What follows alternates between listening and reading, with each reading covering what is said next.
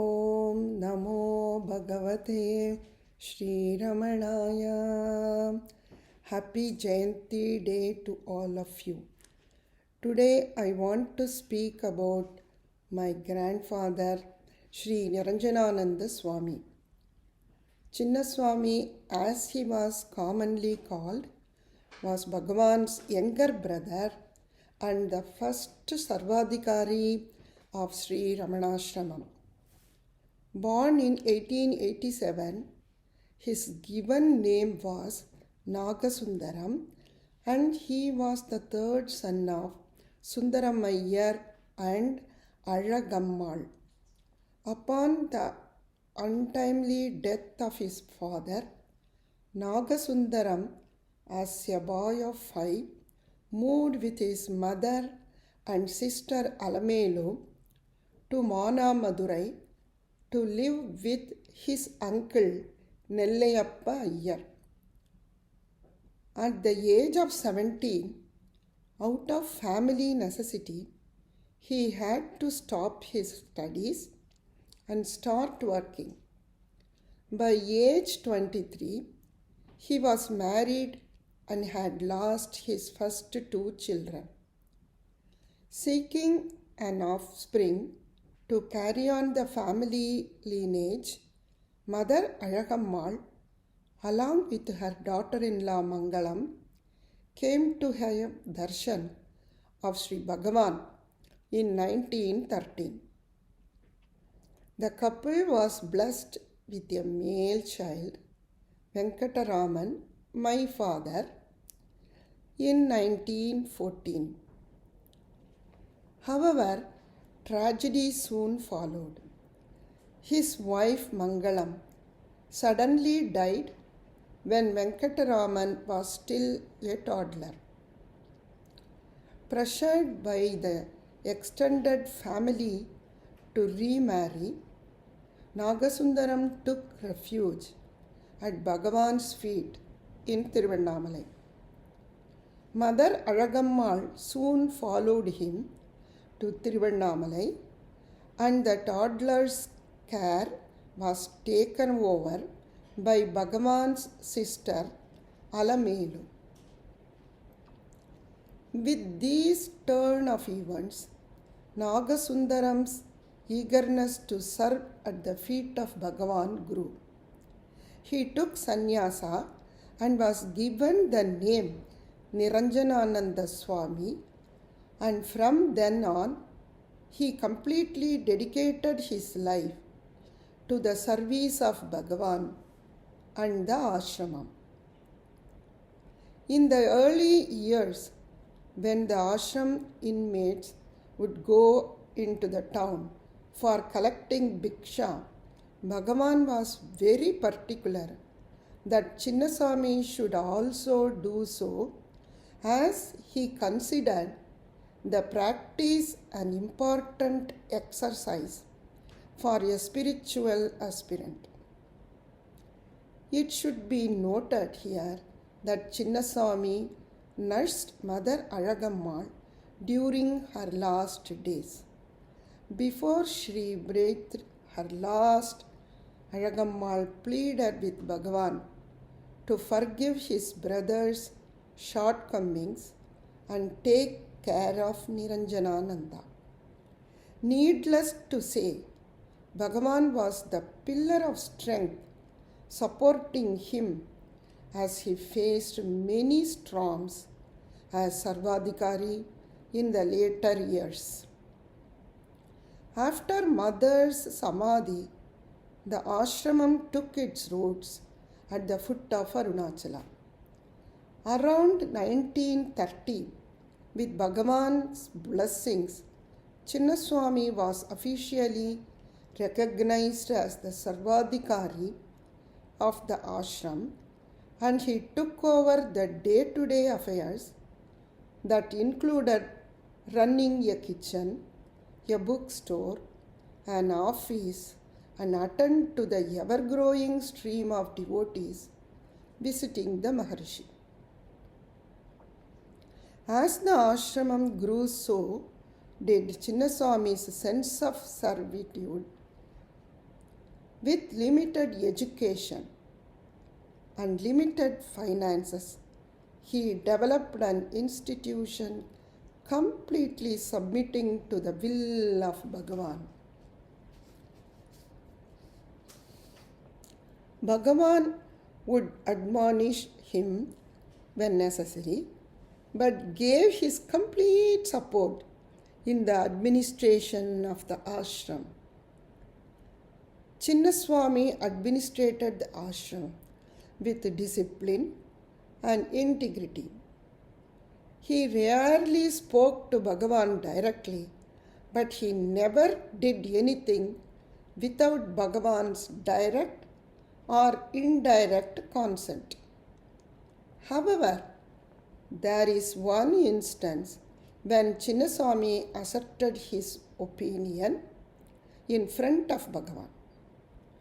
Balrama Reddiyar, in his book My Reminiscence, writes, Bhagavan's brother had to endure considerable criticism while managing the ashramam. Even so, there was little doubt that Bhagavan used him as his instrument. When Niranjanananda Swami felt an inner prompting from Bhagavan, he confidently acted on it. The following is an example of one such occasion. It is widely known that Paul Brendan's book, A Search in Secret India, did much to make known to the world that the Maharishi, a unique sage of his century, was living in Tiruvannamalai. Brendan was a professional writer. In those days, wherever he would go, he would often be seen taking notes on bits of paper.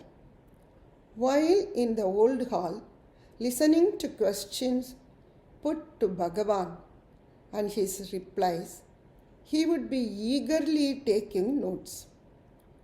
After the success of A Search in Secret India, he began writing many other books in which he would sometimes adopt the Maharishi's teaching without giving due acknowledgement. When the ashram authorities realized this, they decided to stop him from taking notes in the hall. One day in 1939, Brendan was sitting next to me, taking notes as usual, when Niranjanananda Swami boldly walked into the hall, stood next to Bhagavan, and told Managala Venkataramaya to tell Brendan in English that he was no longer permitted to take notes while sitting before Bhagavan. Brendan looked at Venkataramaya and asked, "Is this also Bhagavan's view?"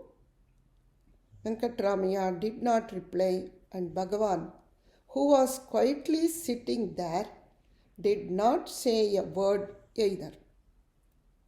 A few tense moments passed.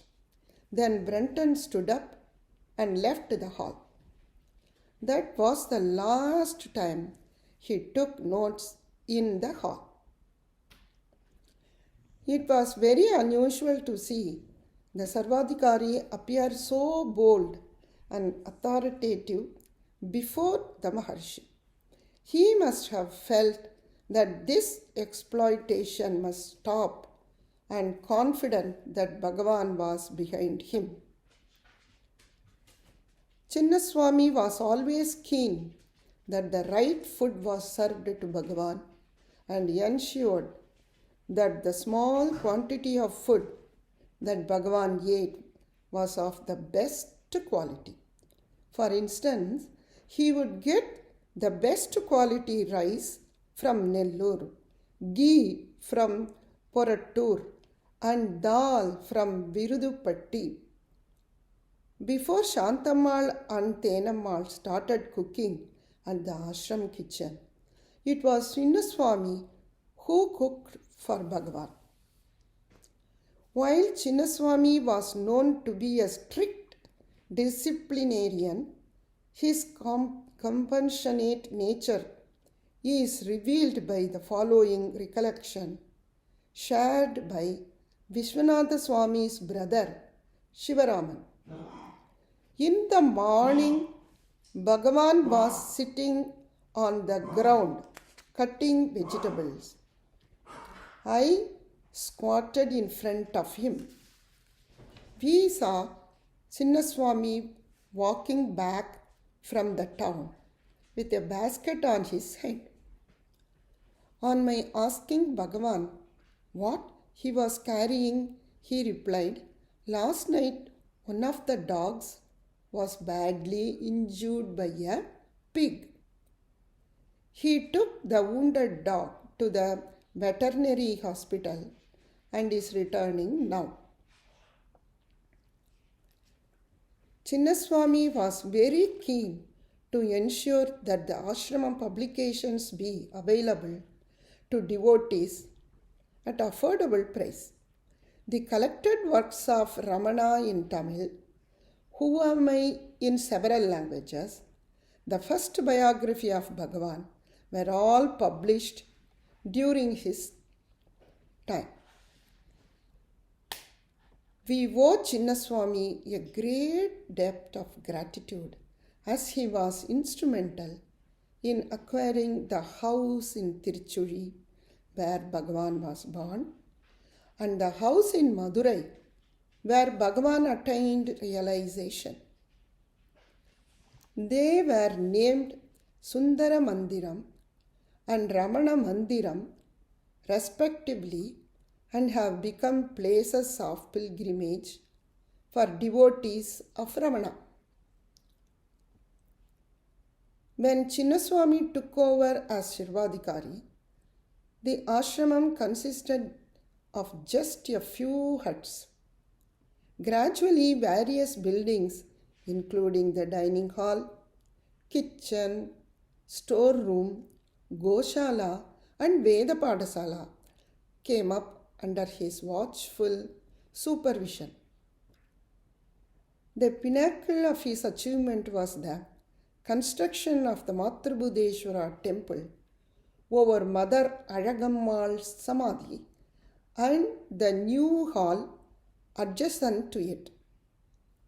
Work started on the temple in 1939 and after 10 long years, the Kumbhabhishekam was conducted in March 1949.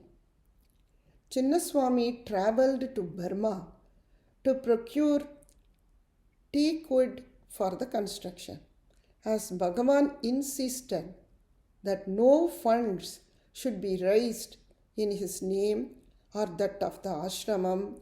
The project took several years to complete and is a testament to Chinnaswamy's one-pointed focus and practice. Just as Lord Krishna's support guaranteed victory to Arjuna, Bhagavan's grace and energy had worked through Chinnaswamy.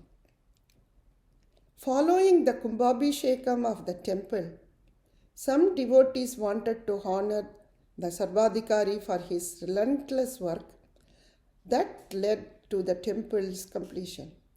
Chinnaswamy would, however, have nothing of it and insisted the offerings be made to Bhagavan's Paduka. Just like any other institution, the ashramam faced a lot of growing pains. With an attitude of complete surrender to Bhagavan and guided by his moral compass, Chinnaswamy took the help of well-placed devotees to fight the many legal battles and other challenges the ashramam faced. Service to the ashramam was Chinnaswamy's life mission. He fully understood Bhagavan's uniqueness and was utterly loyal in his devotion to him. He encouraged everyone to work hard and contribute to the ashramam, leading by example.